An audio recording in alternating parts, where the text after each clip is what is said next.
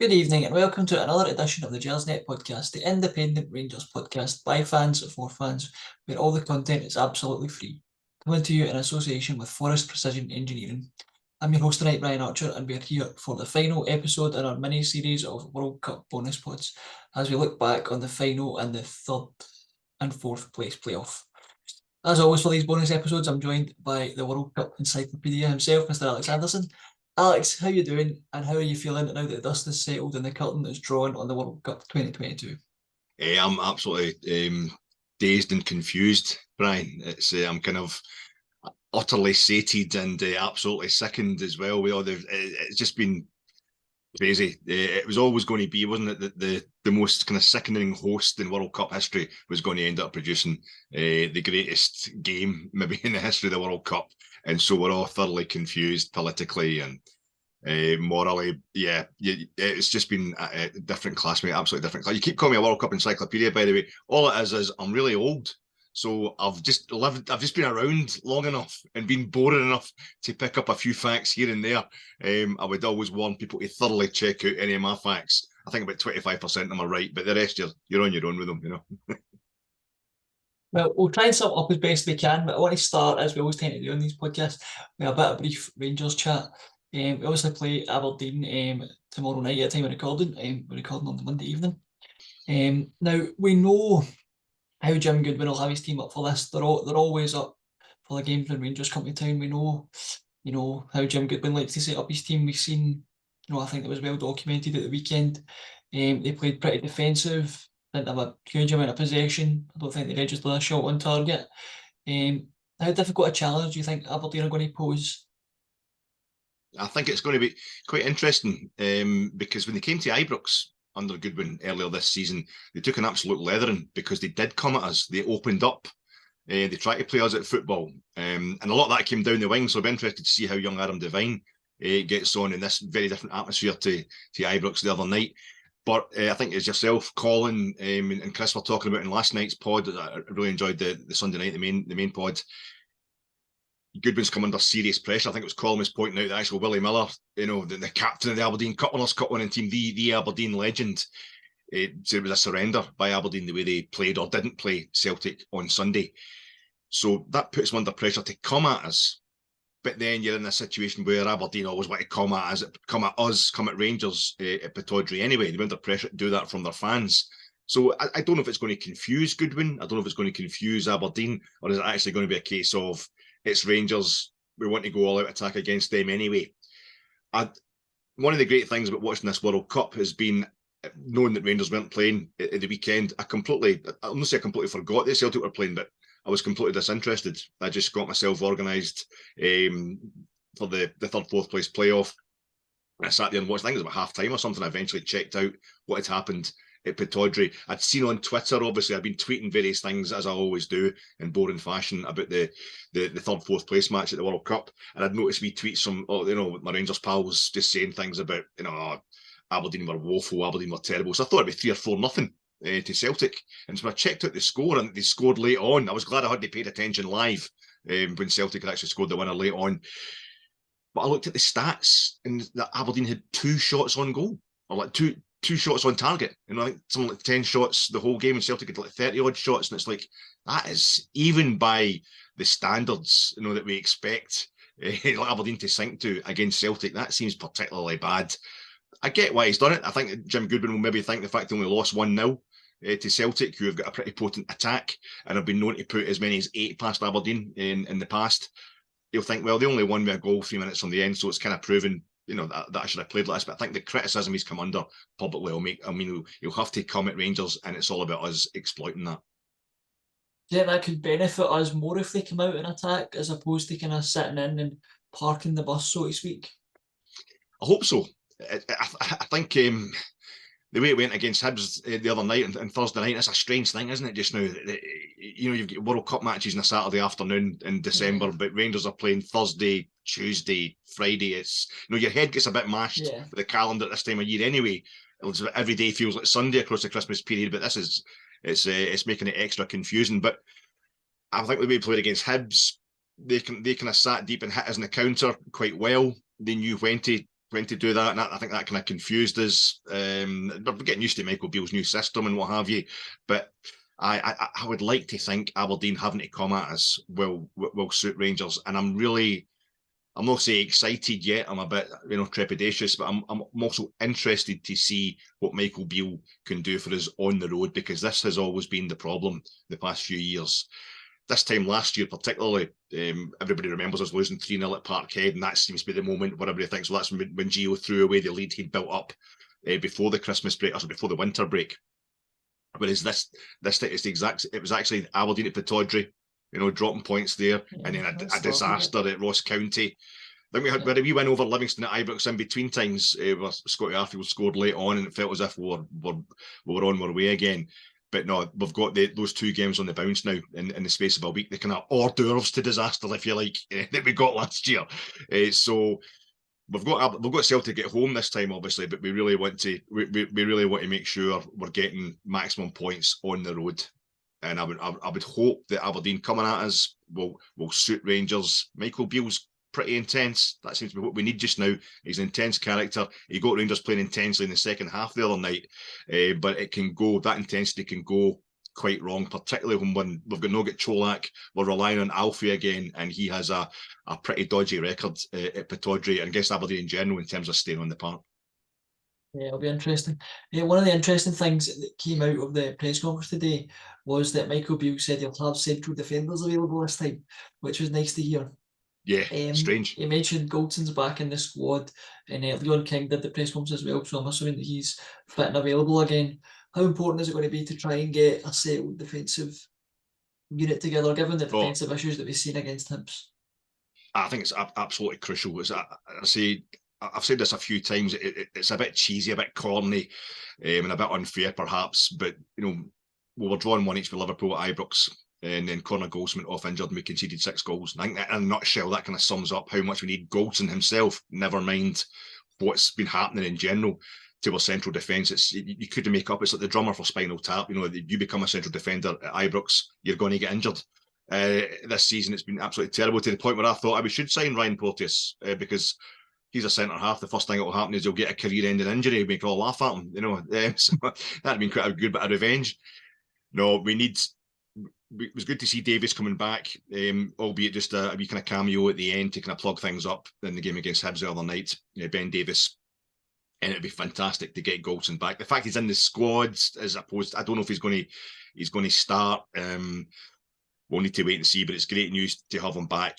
This is actually one of the fixtures that you would want: a fit Ben Davis and a fully fit Connor Goldson as your.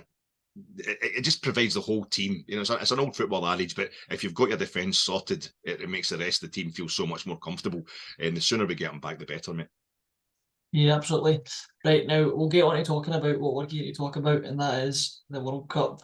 Now we'll start by talking about the 3rd and 4th place playoff, Croatia versus Morocco. I've got a bit of a confession to make here, Alex. I sort of played up to the stereotype of people thinking this game doesn't really matter because I didn't manage to catch it live.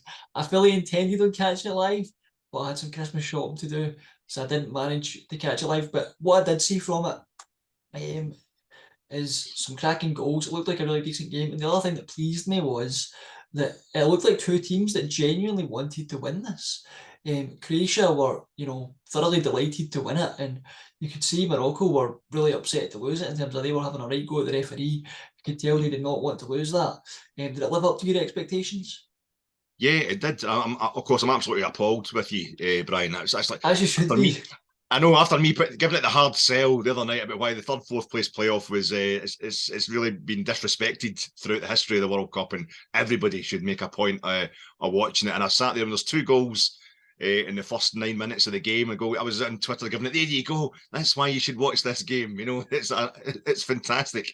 And not only was it totally overshadowed by the World Cup final itself the next day, but you couldn't even watch it. The man I've been doing these pods with, try to persuade you, mate. No, you're quite right. I think if there's one game, I think what happens as well with a tournament like this, it's so intense. 64 games, people have got lives to lead. If you're going to have to explain to a partner, who, for example, who's maybe not as into football as you, that you want the television 2 days in a row, on a Saturday and a Sunday, and it's not going to work. You're maybe best to drop the third, fourth place playoff.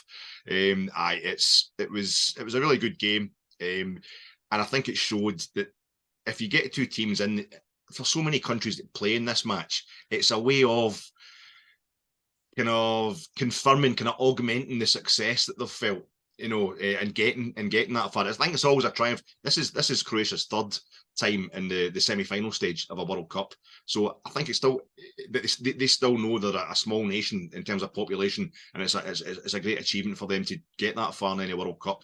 And it was so good for them, so good to see them not in any way thinking this was beneath them after they got to the final of the last World Cup. And I think same with Morocco, they were, as you say, totally intense about winning this, and it wasn't about getting any kind of sense of pride or anything. They'd already exceeded that with their achievement in getting to the semi-final of the World Cup. It was more about just saying, look, it's been a great World Cup, let's celebrate that fact. And it's usually in a kind of calmer fashion. You usually get the fourth place team will come up onto the podium at the end with the third place team with their bronze medals, and just kind of, it was just a bit of a celebration of football today. No, Morocco really wanted that, and I think one of the things that it kind of became clear throughout the game with the commentators, I think it was only live on the BBC, were mentioning the fact that South Korea are the only other non-European or South American side to play in the third, fourth place playoff. As I was trying to say in our last pod, the USA reached the semi-finals in 1930, but they didn't have a third. That's the only year there's been no third place team at the World Cup. So Morocco were basically had the chance to be the greatest ever finish at a World Cup by a team from neither South America nor Europe, and they really took it badly when they didn't get it. Yeah, just as an indicator of how seriously Croatia did take this, I heard Michael Beale say at the Rangers press conference today that Barisic is still a baby Croatia because they're having like open top bus parades in Croatia to sort of celebrate their third place, and that just kind of shows you how seriously they took it and how much they wanted to win. In terms of the game itself, was it just that Croatia just had too much quality in the end for Morocco, or did injuries take its toll again? I think about it both, mate. I think about it both, Brian. Croatia are the hardest quality. Croatia, they really do have quality throughout, and I think it's not Morocco. There are a few injuries, and I think the injuries themselves come from the way they play. They've been so passionate, so energetic. I don't mean that in a patronising way. They've got plenty of tactical nous. I mean, the whole Morocco squad, they'll play in La Liga, they play in the Serie A, they're in the top flight in England, Germany, what have you. It's not a bunch of amateurs who play in one of the African lesser light leagues. They know what they're doing, but the way they'd played in this World Cup, and I think also not just the physical energy they put into the games, but I think the emotional toll of being kind of spearheading, like pioneers for Africa. Creating history, I think, is in itself draining. The emotion that took out of them. I think you saw that in the game against France in the semi-final. The French are used to getting to this stage of a World Cup. Morocco was the first time ever. And on top of the actual injuries, which are probably exacerbated by players trying harder than they normally would, really giving it their all. But the Croats, they're just a fantastic football nation. The goal, they opened the scoring early doors, and it was just a beautiful goal. You're expecting Modric to take a free kick, but he steps over it. What's the guy's name? I can't remember the fella that actually takes the free kick. He puts it in, and Perisic, who I was hoping was going to score and become only the second guy ever to have scored in both a World Cup final and a bronze medal match. He goes in there and does something he's been specialising in since his days at Wolfsburg. Was a backwards header. Absolutely beautiful backwards header. Probably the best backwards header I've seen at a World Cup since Jared Borghetti scored for Mexico against Italy in 2002. Look that one up on YouTube. It's an absolute cracker of a goal. But he gets it back, and then comes big Gvardiol to head it into the net. Basically, Morocco go up the park. Gvardiol then brings down the Moroccan player, and the free kick comes in from Ziyech, and it's Modric who gets the inadvertent backward header that sets up Dari for Morocco's equaliser straight away. So it's like 9 minutes in, bang, bang, they're both going for it. It was a cracking game, and it just gets settled just before half time. Orsic, that absolutely fantastic shot for the edge of the box, curling it right into the top far corner. Goalkeeper got a hand to it, but in it went.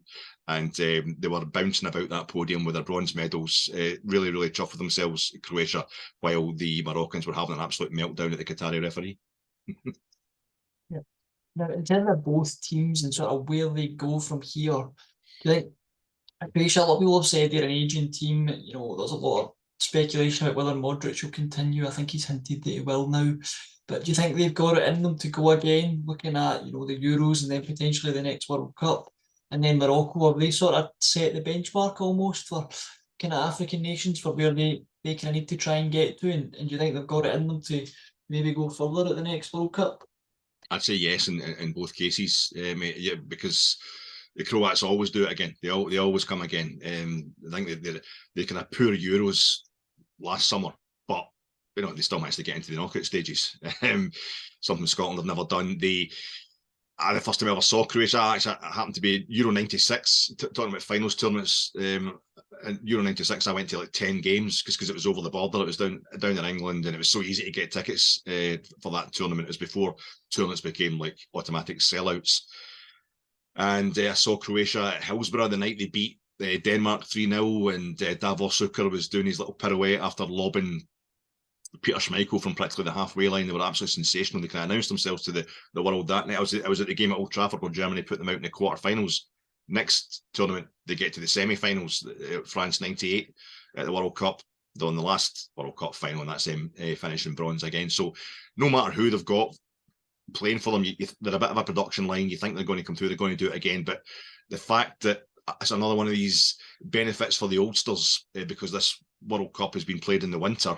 This, I think, it benefited Messi being in the middle of the season. It means it's only 18 months to the next Euros. So Modric, I think he should hang on and just see what he can do, because he's an absolute joy to watch, Modric, and I would love to see him having one more go. And Morocco, absolutely, they've set the benchmark for African teams, and I just hope it's not a bit like with the same thing with South Korea. When South Korea and Japan hosted the 2002 World Cup, you know, South Korea got to the semi-finals. They lost the third, fourth place playoff to Turkey, but it was like, this is Asian football back, and it's got a massively high standard. You know, there's South Korean players playing at the very top level throughout Europe, and I think it's the same with the African teams, that the players are playing at the very top level throughout Europe. But when it comes to their national team, they've never quite sustained this level of success. So I would like to see the Moroccans leading the way and African teams doing much better in the World Cup in the future. But I'm going to wait and see in that one. I don't know if it'll actually come to fruition. Yeah, I agree with you on both those points. Now, on to the main event itself. I'll be honest, Alex, I struggled to put the agenda together for this game. What can you say? Didn't know where to start, so I'm just going to ask you for your thoughts on it. And was this the best game you've seen? Taking into account the context and what was at stake and what was on offer for both teams, surely that it's got to be right up there. It's certainly the best World Cup final I've seen, and I'm pretty sure it is the best World Cup final. I've only missed 10. You must have seen them all, right? I've only missed 10 of them. We've been talking about that before. I suddenly realised in this World Cup, I just started counting them, and it's like, this is the 22nd World Cup, and the first one I remember was Argentina '78. I think that was the 11th. So I'm pretty much more than half the age of the World Cup. It's a bit depressing, but as this kind of game just makes you feel like a kid again. It was absolutely phenomenal. A context is all, you're absolutely right. I mean, I think especially as a neutral, you're thinking, how does it, you know, how can I judge it properly? Well, that's the time you can judge it properly. And even though we both were, there's certain things we want to see happen in this game. I remember, for example, the 2005 Champions League final, Liverpool against Milan. That was absolutely phenomenal. Steven Gerrard's kind of bossing that in the second half, the way both Mbappe and Messi bossed this game in both halves, or all four halves. I remember seeing a cracking game. I think it was Irvin Vic's 3, Ardea Thistle 3 in the Ayrshire District League back in 2014, a game that made the papers and all that for riots and what have you. It was a decider on that league. I was a neutral there that day. I get called Irvin Scum by an Ardea Thistle fan the way out, and I had to tell him I'm actually a Drossen Winton Rovers scum, mate, so that left him looking a bit confused. Just the way I felt a bit like scum sometimes watching this World Cup with everything that's going on in the background in Qatar. But I think when you throw in the fact that it's a World Cup final, a game that so often fails to live up to its billing, it's definitely one of the most amazing games I've ever seen in my life, and I think it is the best World Cup final ever. Argentina, for me, dominated for 80 minutes. France were absolutely nowhere near it. And as I was watching it, I was kind of thinking back to what I'd said on our previous pod, where I'd felt France had been playing at least a level or two below what they were capable of. Now, I know they'd had a virus in the camp, so I do wonder how much that impacted that performance for the first 80 minutes. But I just felt like this was another example of France playing below what they're capable of with the talent they've got in the park. I think I said it in the last pod that I felt that, player for player, France had a better team. I felt Argentina would win it because of the narrative around Messi and all that goes with that. But, if you look at players from France that would get into that Argentina team and vice versa, I think there's, player for player, I think France would come out the better in that. But what did you think about how France played, particularly for those first 80 minutes? I really, really wasn't impressed with it at all. I thought France were actually getting a bit of grit about them as the tournament. I thought they were timing it to perfection. I thought they looked like a team who were going to go on and retain the trophy because they looked like a team who were defending their title successfully. To say the game, they played Morocco in the semi-final. They hadn't kept a clean sheet up until that point, and then it's in the semi-final that they keep their first clean sheet of the tournament. They always seem to have somebody there, but I think I've almost jinxed them I've been going on all throughout these pods we've been doing. I've gone on and on about how France, no matter how many injuries they seem to get before the tournament, was like Pogba and Benzema and Kante, they're bringing in other players of massive quality who were doing the business. Yesterday I got to the point where I kind of tweeted, I think maybe yesterday morning, that I thought, or Sunday morning, I thought the only way Argentina are going to win this is if France, who are going to, in their second straight World Cup final, trying to retain it, they go through something similar to what Brazil went through in 1998 when France beat them, for France to win their first World Cup in the final. Brazil were trying to retain it in 2002, and they had Ronaldo, the original Ronaldo, the phenomenon. Everyone's seen the documentary in the BBC just now. Still on the iPlayer if you haven't seen it, it's worth a watch. He had a fit or something happened, and he couldn't make the game. Or he was taken out of the team sheet, and then suddenly he was back in the team, and it just totally underperformed, and it ruined the whole vibe. France yesterday, if you've been watching this tournament, Giroud's been fantastic. He goes off after 41 minutes. Griezmann has been, I think, a contender for the golden ball. He just never turned up at all. He gets subbed off like in 70-odd minutes. There was too many players underperforming for it not to have been a virus that's affected them. They all looked like guys who'd had the flu or had something, a stomach bug or something that was kind of draining them. It wasn't just, I don't think it was just tournament sickness or a lack of mentality, because we saw what they did later on in the game. I think they definitely were suffering. And Argentina, who I wasn't saying for sure before the match that I thought Argentina were going to lose. I just knew that Argentina would have to really extend, and I thought they had a great chance because of their fighting spirit, because Argentina have got that kind of nous about them. They've built up a real kind of a real heft about them during this tournament, and I thought they would need that to the max, and they didn't in the first 70 minutes. They got to the point, Argentina, where it was so easy that they actually took their foot off the gas and it nearly cost them. But it was France, definitely for me, didn't actually turn up. There was something wrong with them. Look, Brian, we were going to this game, excuse me, sniffing, I think I might have crying actually. Maybe I've got that same virus as the French. But I think we were watching this, and there was two things that we were talking about, mainly the whole world has been talking about going into this final. Is it going to be Messi finally getting to win the World Cup? Or is it going to be Mbappe? Is this the passing of the baton, the passing of the torch? And we got both. Because you got the guy who's young enough to go on and win another World Cup or three, with the looks of Mbappe. He ends up in the losing team, but he wins the Golden Boot, and he becomes only the second guy ever to score a hat-trick in the final of the World Cup. He's only the second guy ever to score in successive World Cup finals, and as I've always been keen to point out in this pod, Vava of Brazil, the only other player to do it 70 years ago. He finished his football career as manager of a club in Al Rayyan Qatar. So it was almost like written in the stars that his record was going to be equalled in a Qatar World Cup final. Mbappe, it was only this morning it struck me, all the stats going around your head. France have scored 7 goals in the last 2 finals of the World Cup. That's the last 2 finals of the World Cup. Mbappe scored 4. He scored more goals than any other player ever in the final of the World Cup. He's going to be 24 tomorrow. Joe Jordan of Scotland has scored 4 goals in the finals, the finals tournament of the World Cup. That's Scotland's record goal scorer in the actual finals of the World Cup. And it took him 3 different tournaments to do that. And Kylian Mbappe has scored as many goals as that in the actual final itself. I've never seen a performance like it.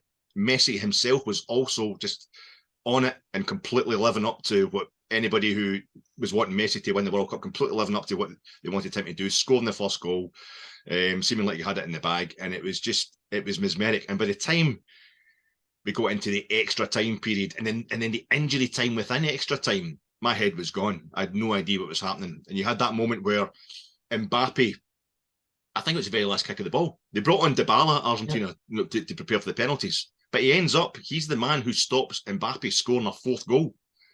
Because Mbappe's drifted in from that left wing, beaten 1, beaten 2, beaten 3, and he's just ready to pull the trigger. And Dybala comes in there. He's not been doing much for Argentina these days, and just gets his foot in the way. And by that point, you were thinking, yeah, this is going to go in, because it turned into that kind of match. It was absolutely stunning, Brian. Yeah, I think we can all agree that we got the classic that we wanted, and it went all the way to penalties, as we know. And the one man I want to talk to you about is Emi Martinez, and I think it'd be fair to call them mind games. I've heard some people criticise him for this. I've heard one journalist refer to it as disgusting, his antics. What did you think of it personally? I loved it. If Alan McGregor wants to adopt some of that in terms of throwing the ball away, all that sort of stuff, I'm all for it. What did you think of it? I think it's down to personality. I think if that's how you need to get yourself psyched up, I think it's as much about Martinez himself, feeling that he's winning every little inch, he's getting every little advantage he possibly can, as it is about putting off the French players. But it definitely, it definitely put him off when he put it straight past the post. And I think, to be honest, Martinez was down that side anyway. I think he might have saved it anyway if he'd got it inside the post. It's not. I'm not into that kind of thing. I wouldn't like to see Rangers players doing it. I'm not into that kind of jobby housery. But I think that it suits Argentina. They come for. There was a lovely piece. There's a book I've got sitting up there behind me. Angels with Dirty Faces, by your man Wilson, and he was on the BBC doing a little kind of snippet about the Argentinian mentality and how it's basically about them being, the football grew up in the kind of poor areas, and they all had to learn to be, a bit kind of dodgy, a bit cheeky, and a bit hard as well, to stick up for themselves. There was no referees when they're playing football in these little tight kind of car park sized pitches that they had, probably made of concrete and what have you. So it's part of the legend of your classic cheeky chappy, sly but super skillful Argentinian footballer. And it's part of the Argentinian culture. I think it's one of those things that when you're watching it as a neutral, you can really enjoy it. If it was happening against you, if it was happening to your team, you would be absolutely raging. Reminds me a bit of Jose Mourinho. I always found him really entertaining.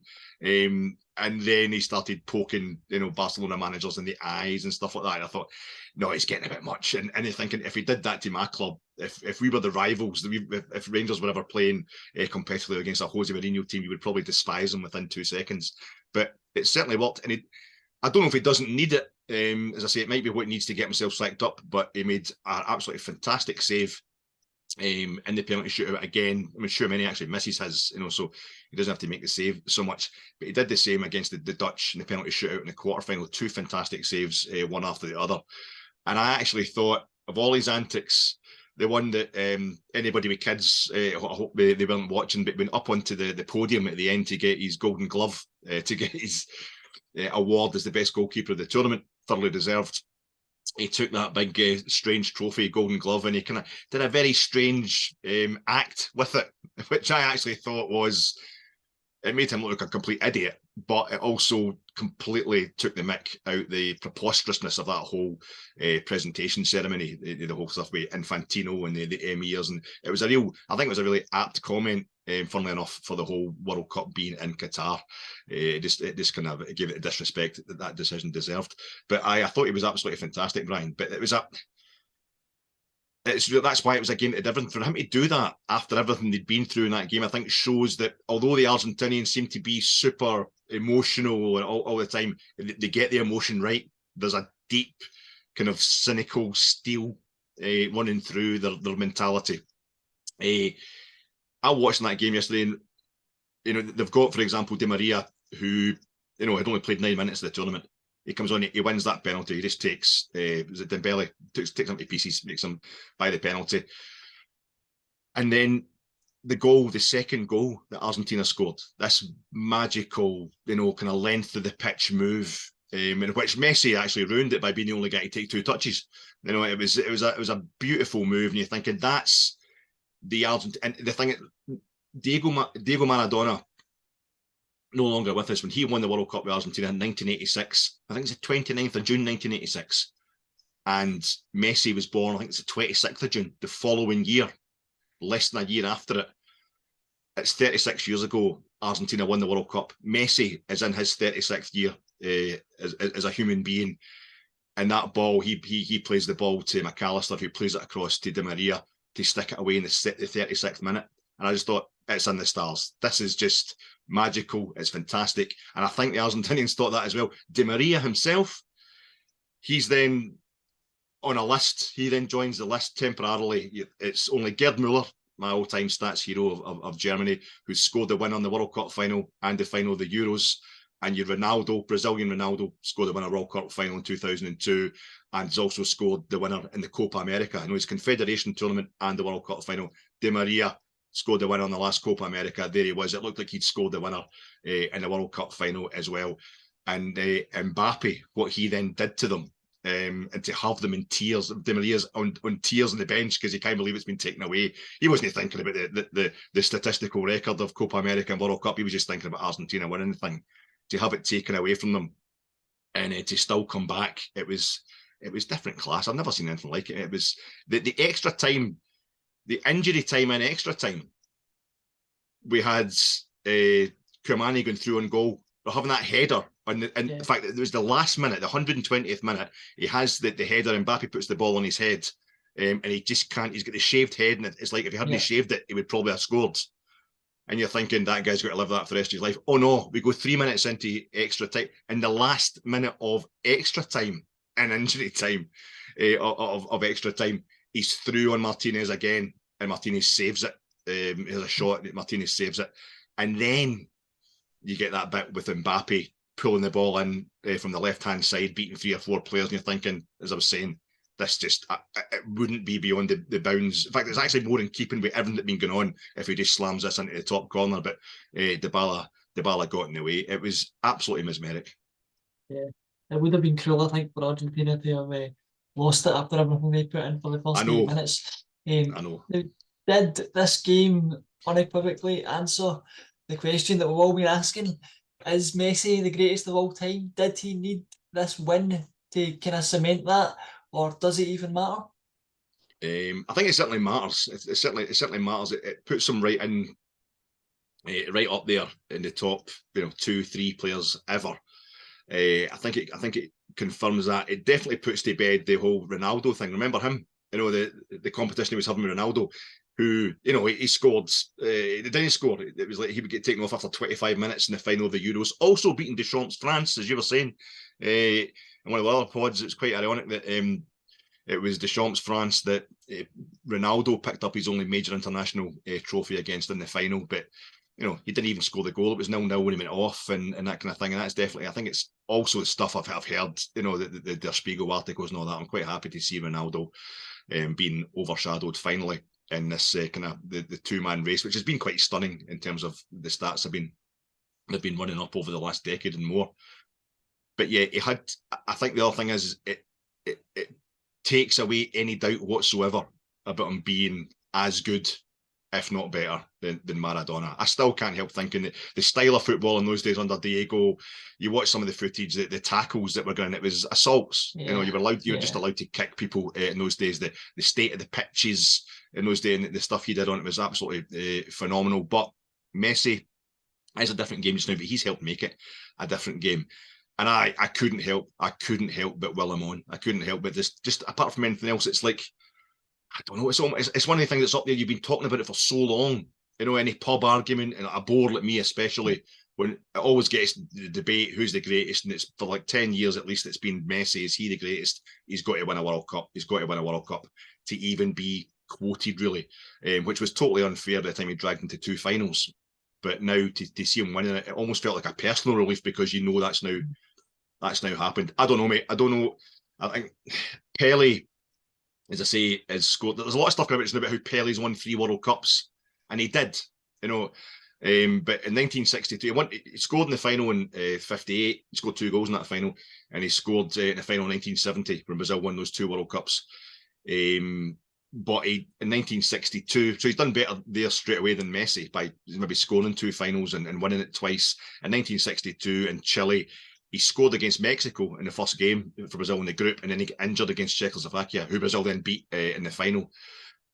So he only really scored 1 goal and played 1 and a bit games in that World Cup. So his involvement, good enough, you know, but not as I think saying that he's won the World Cup 3 times is kind of overstating it a bit when it comes to the comparisons. But Messi, he's played more games in the World Cup now than anybody else, more World Cup finals matches than anybody else. He's put himself, I mean, that was a great thing about that game yesterday. They kept catching each other, Mbappe and Messi, on the all-time scorers list.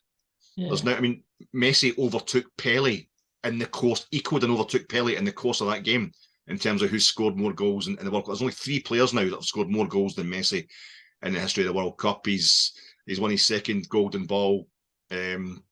He's got more appearances for Argentina than anybody else, more goals for Argentina than anybody else, and that's him. He's now got that World Cup, and he's had a losing final. So it's exactly the same as Maradona, and he's added all these other blandishments to it as well. He's just, I think it's hard to argue against him now. That's the main thing. Yeah. On to another kind of special talent that we've seen on show. I want to talk about Mbappe. He obviously wins the Golden Boot for the tournament. He scores a hat-trick in the final. You know, he then even converts his penalty in the shootout, and he still doesn't lift the trophy. I mean, how cruel is that? And as you were saying earlier, were we watching the baton being passed? I think Mbappe, correct me if I'm wrong, the stats man, it might only be 4 goals away from the all-time record of goals at a World Cup. And, you know, he's only 23. Chances are he's going to go on and surpass that and set new records himself.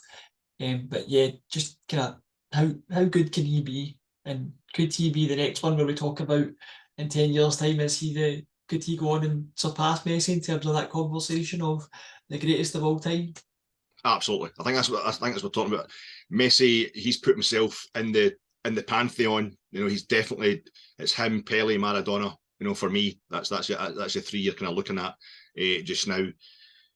But Mbappe can blow it out the water. Mbappe can be unquestionably, undoubtedly the greatest of all time, and that's a great thing. I didn't feel sorry for him because I'm an old guy, so you know I don't feel sorry for young guys. But I've more sympathy for Messi, I suppose. And again, that's crazy as well.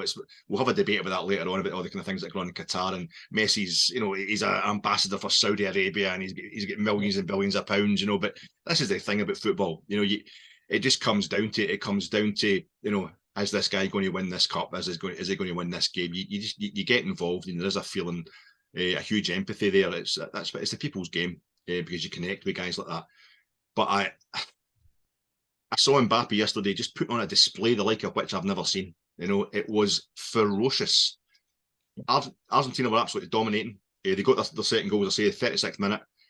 And then Deschamps takes off 2 players, 41 minutes. One of them being Giroud, a guy who's been absolutely fantastic. So he takes Giroud off the 41 minutes. It's like that's when they stopped getting beat. That's when they stopped Argentina scoring on them. Half an hour later into the game, like 70-odd minutes, he takes off. And Di Maria had gone off by this point because he's not fully fit. He'd gone off for Argentina. Acuna comes on, and he's not the same kind of player at all, which meant it was stretching them up front a bit, Argentina. And he brings on, was it Kingsley Coman and Kouamani at that point? Oh, no, it was Stingray. What's his name? Camavinga.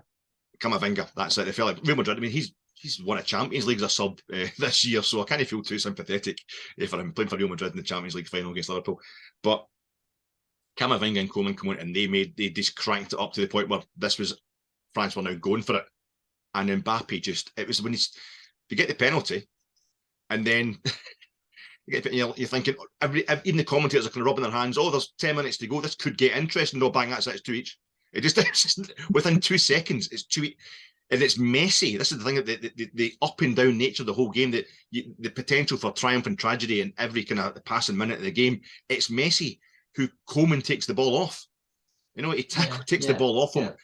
Plays a lovely ball to Rabiot, and he just gets it straight to Mbappe, who's like, his heads it down to, I think it's Thuram, to play a 1-2, a beautiful 1-2, and that sliding, falling volley into the bottom corner. Absolutely iconic goal. And just your heart just stopped. It was tremendous. My heart was breaking a wee bit for Messi and for Argentina at that point. And I don't even know if it's genuine empathy and emotion for Messi.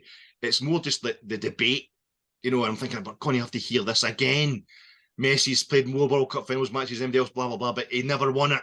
Is he really the greatest? And it's like, I need this debate to be kind of over. I need him just to win the World Cup, and we can get that out the road. And then you go into extra, and all things, Argentina then realise Mbappe's tearing to pieces down the left, so they get rid of Molina, who'd played really well in the first half for them. They bring on, was it Manio? The name is Gonzalo Manio, and he puts the ball up in extra time. He puts the ball in for the lovely little 1-2 kind of wee intricate move that went on for Messi to eventually force it over the line to put them in the lead. And then he concedes the penalty in the last minute of injury time. Deep in extra time. It was 127 minutes.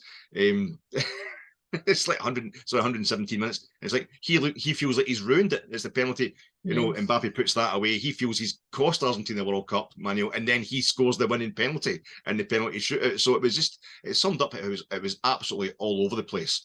You're watching guys who could have been hung out to dry for the rest of their life. I was glad that Kolo Muani scored this penalty in the shootout, because that guy, I don't care how many millions he's got. I don't even care that he's an Eintracht Frankfurt player. He went there after Seville.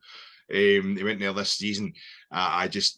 My heart went out to him when he missed those 2 chances right at the end of the extra time. And I'm thinking it's going to be hard. It's going to be tough to live with himself. But as long as he sticks in the same team as Mbappe, like you're saying, Brian, sorry, your original question, if Mbappe stays fit and he's focused, that was a great thing yesterday. So often you get players that they're so hyped and they're so kind of, so much is expected of them. Right throughout this World Cup, Mbappe and Messi have delivered.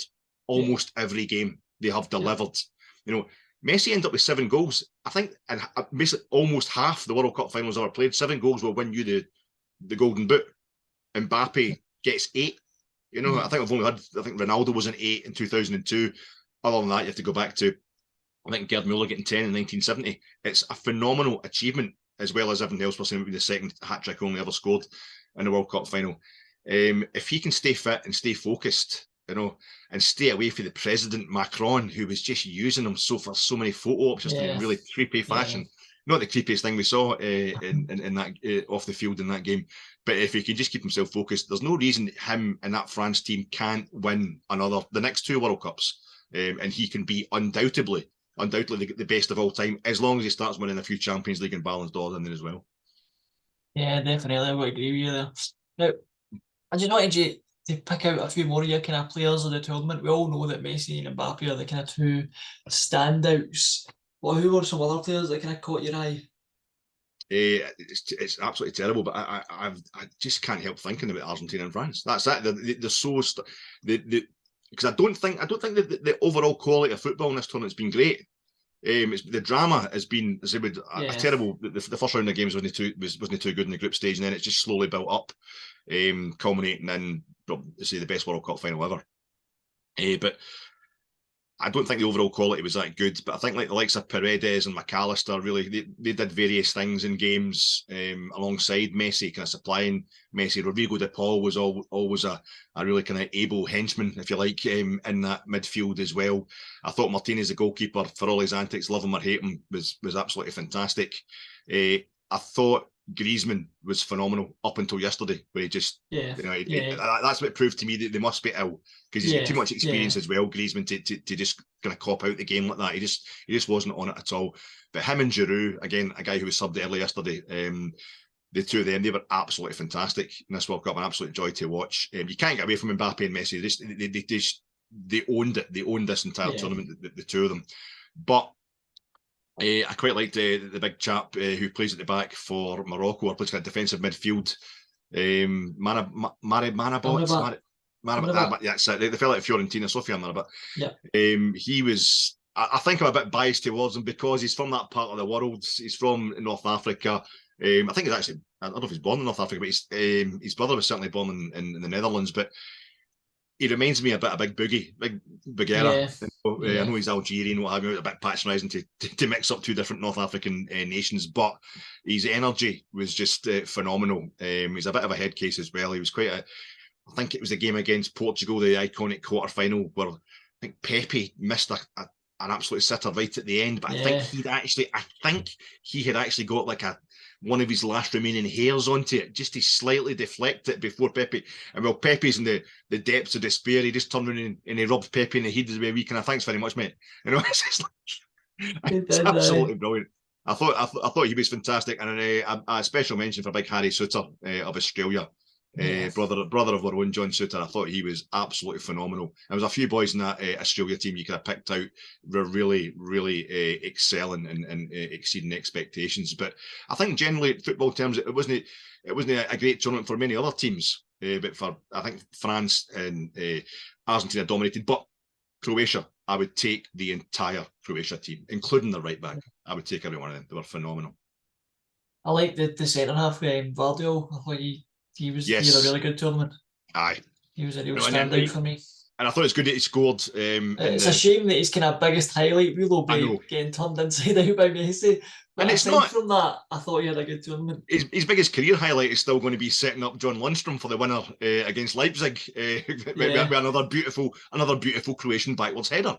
But I thought I felt a bit sorry for him, but I think Messi has done it to a lot better than Gvardiol, so he's in good company. Yeah, definitely. Now, looking at the tournament as a whole, now we'd kind of spoke a lot about the off-field controversy around this tournament before it. When we did the first podcast, we covered it quite a bit. Is there anything that you've seen or read during the tournament? Have they changed any of your pre-tournament feelings or thoughts? I know I've kind of listened to a few things. Like The Guardian, they did a good podcast the other day on kind of looking at some of this from the other perspective in terms of people that live in Qatar and what they think about having the World Cup there. You know, it doesn't justify it for me, but it definitely gives you a different perspective on it. But have you kind of changed any of your kind of pre-tournament thoughts or feelings? Not really, mate. No, I think it's disgusting that it went here because of the way it went here, as much as what's going on in Qatar on a daily basis. And to be honest with you, last night, I think I've just watched the greatest game of all time, probably, when you combine the quality of the game with the actual, the status of the game, the fact it was a World Cup final. And within about half an hour, I made a mistake of going online, going on Twitter, because you're just dying to chat about this kind of stuff, And there's so many people who obviously haven't been watching our pods, which we've prefaced. We're missing out. I know. I mean, obviously we've got a few million watching us, but the few million who haven't, they've missed out on the fact that we've been prefacing a lot of the pods we've been doing with the fact that we understand exactly why people would object to this World Cup being here. I object to it being in Qatar. I hoped it failed, but I hoped it was going to, and in that kind of fatalistic way, this is guaranteed. This is going to end up being like the final was the greatest final of all, But I thought when Messi went up and got his little robe, got the robe put on, which looks really sinister. I think that summed up what you're talking about, that particular Guardian article, if I'm guessing correctly. That's actually a sign, that's actually a mark of total respect in Qatar. That's an honour. And I'm so biased against this World Cup being there because they killed workers. They killed thousands of people building those stadiums. Some of these guys died, hundreds, thousands of them killed themselves because the conditions that were made to work in were so brutal, and then they're dying. But they have these close-ups of the kind of aerial shots, wonderful aerial shots of these wonderful stadiums, and they're going down in the roof of the Lusail Iconic, which holds 90,000 people and goes way up into the sky, and it's got this magical roof that's got a little lip inside the roof that looks as if it can shut over, and you think for 2 seconds, oh, that's really stunning, and you're thinking, unless you were building it and you fell Yeah. from that and you were Yeah. dead when you hit the ground and nobody cared. It's Yeah. 37 people. That's all they've said. 37 people died through work-related accidents, the Qatari authorities, and we know for a fact it's at least 6,500, probably closer to 10,000. So it's been really disturbing. But when Messi went up and got that robe, you're like, that looks sick. And the fact it was see-through, Yeah. when in a country that oppresses women, and we're just seeing the Qatari Airways dolly birds with the full makeup on, out looking glamorous, and I really thought, well, how does that tally up with we like women to be covered up, and then there's Messi, and it was like a little basque he was putting, like a see-through thing, obviously, so you can see his shirt. I thought, and I thought that's disgusting. But then I realised later on, no, the actual Qatari officials, the Emirates round about him, the emirs round about him, they were wearing the exact same thing over the top of their regular clothes. It's all see-through, it's all mesh all round. So I'm probably a bit disrespectful to that culture there. And I think it's difficult to have a World Cup. I think it's right that it goes around the regions. But you saw Morocco, you saw Tunisia, you saw even Saudi Arabia, a country that's beheaded 100 odd people this year. When you saw their fans, the atmosphere they brought compared to the Qatari fans, it's even more preposterous that they picked Qatar. It was only the money. The Qataris only bought it because the Qatari fans couldn't have cared less. There'd been zero atmosphere at any of the 3 home games. Whereas the Moroccans, and if you want to put it to the Arab world, give it to Tunisia, give it to Morocco, give it to Algeria, but football crazy countries, but they wouldn't, because they don't have the same amount of posh hotels and the same, the kind of infrastructure. They couldn't buy the FIFA officials. It's a thing we'll have to live with, Brian. But I knew from the word go that it would eventually, I would get sucked in by the football, because football's my life. The World Cup, the World Cup's a massive part of my life. Without getting too personal, it's something that it has got me through hard times, that when I was a kid and what have you. It's something I've kind of clung to, and it's the same for so many people. And football fans, it's always been a people's game, and we've always been treated like crap. We've always been surrounded by death. We're in a stadium that's built the way it was built because of a disaster where supporters died. We've supported a club that, it didn't sign a Catholic, didn't sign a player of another religion, for 80 years, 60 years, whatever it was. To watch that World Cup final last night and know it was the greatest game of all time, and then go on to the abuse, from both sides on Twitter last night. Football fans supposedly telling another football fan like me that I shouldn't have watched this game, and also the fact that I mention the human rights abuses all the time. Other people tell me to shut up about that, and that, well, there's human rights abuses everywhere, so why do you care about that? Well, you should mention it whenever you get a chance to mention it. It was just like the magazine song. I was shot by both sides. But that's what it feels like as a Rangers fan. For my whole life, it felt really natural. Every time we win something, the whole world hates us. We get told why we're evil. So it's only right that the greatest World Cup final, we're also feeling a bit evil for watching it, but in this case, it was absolutely justified. And when Messi wore that, I thought, we're all saying that's really ruined him lifting that World Cup. The moment we're all wanting to see. But for me, no, it's only right. It's only right that I felt crap all day, that people were criticising me for the way I watched this World Cup, and it's only right that Messi, every time we look at him lifting that World Cup, we'll remember the absolute horror that FIFA giving that World Cup to Qatar killed 10,000 people. Yeah, no, that should never be forgotten. You mentioned there that the World Cup's been a massive part of your life. One of the questions I wanted to ask you, and one of the ones that I've been kind of pondering is the World Cup still the pinnacle of football for you, or has club football, and probably more specifically the Champions League, taken over from that? I think it is, to coin a well-known phrase, but in a kind of different context. It is, but it is. International football's supposed to be something that comes up rarely, or much less frequently than club football. But when it does, it's more momentous for it, and I think it's still the case. But one of the many reasons Gianni Infantino has to go, one of the many reasons FIFA now have to go before anybody will believe in international football ever again, is because he's trying to make it, more frequent. I think he's wanting the World Cup every 2 years for a start, and now they've expanded it. It's already far too big, and this is one of the things I've got to guard against. This is one of the things of, you get to my age, typically I watch a lot of, guys my age when I was young watching them, and then, I'm starting to feel it myself. Sometimes you could just do without football, even me, believe it or not.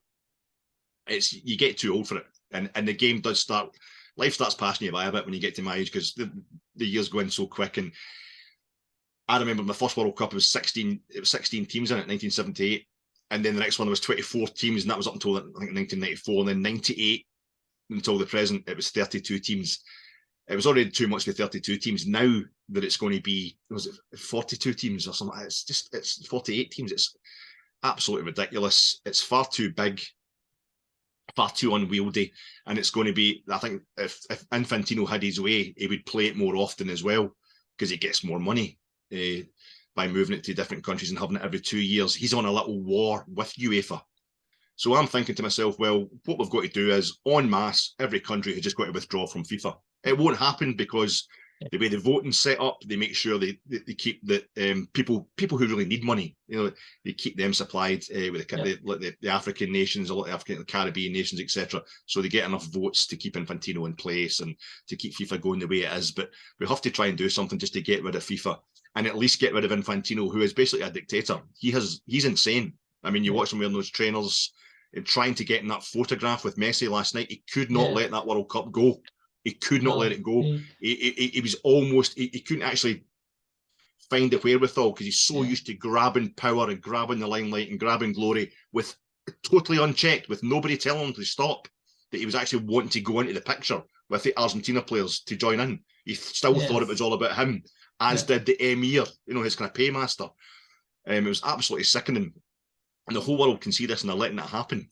He's mixed with Putin and all that. He's given the World Cup to dictators left, right, and centre, and he's become a dictator himself, because FIFA is basically a country. It's got the wealth of a small nation. He's got to go, and I'm thinking, well, at least the thing is, it's actually happened in club football. People were going to withdraw from UEFA, but the reason they were withdrawn from UEFA was to make more money. With the Super League, these are the top clubs were coming out of UEFA because they weren't getting enough power, because the minute COVID, something that hit us all, and again, football fans were made to feel guilty about COVID. Football players were supposed to be doing more in time of COVID. They were the first ones to get it, the same as we've all been told that, well, they're having Formula One in Abu Dhabi. They've been having Club World Championships in Doha. They've been having the Super Cup, the Italian Super Cup finals have been in Doha. They've had plenty of stuff. The Asian Cup has been played in Qatar as well.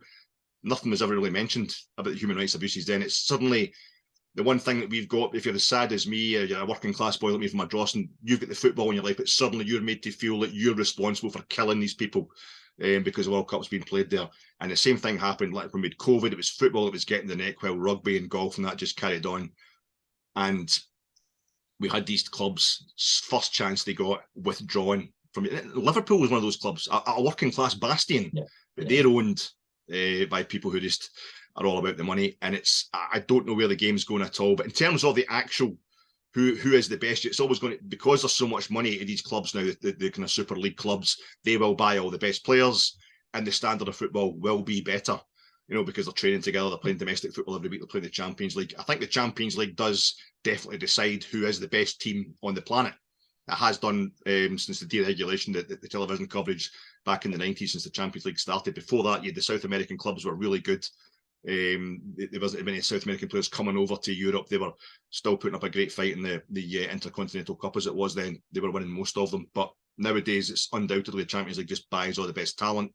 And the World Cup, ironically, in football terms, is a thing of greater purity. But the way it's run by FIFA is even more corrupt than UEFA. But we've got to have a long, hard look at it, mate, how we run the game. But the fans are pretty powerless. Yeah, you've mentioned a lot of the kind of the point I was going to touch on next. The kind of last point I'll go here that I was going to ask you about. You've mentioned a lot of the plans for the 2026 World Cup in terms of the expanded tournament, groups of 3, all that sort of stuff.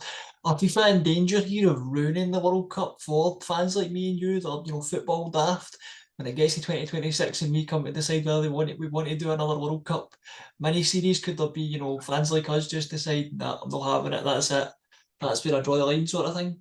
Well, that's one of the things that I started saying there, but because I've waffled on too long and lost myself in my own conversation. But you get to my age, I've watched, like, my dad and all that. I've watched other people just kind of losing interest in football when they get to this age, and usually for good reasons. It's they've got to cut back money wise, and they spend. They've got family to look after and things like that. So I'm always being kind of counterintuitive, and that's why I knew that even though this World Cup was absolutely evil and should never taken place, I didn't really want to know about it. I was just kind of hoping it would get moved at the last minute.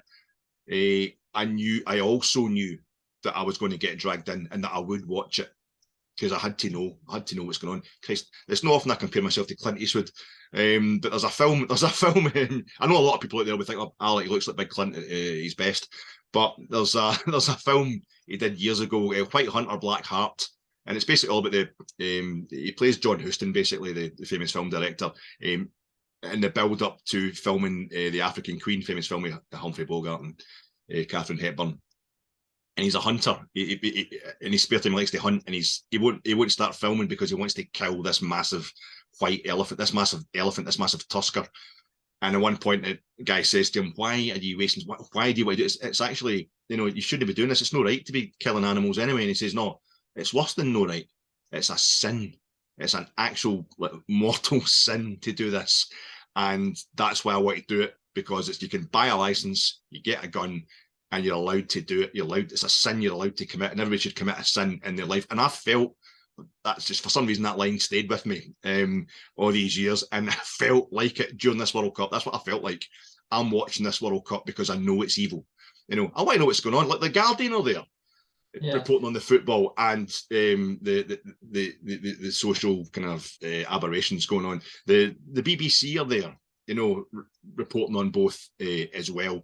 They're my kind of moral arbiters. BBC are losing it perhaps, but you need to be involved to make change. And I want to be there. But I think when it comes to expanding in terms of my actual love of football, this World Cup, if it gets any bigger than this, I really can't handle it. I will be checking out.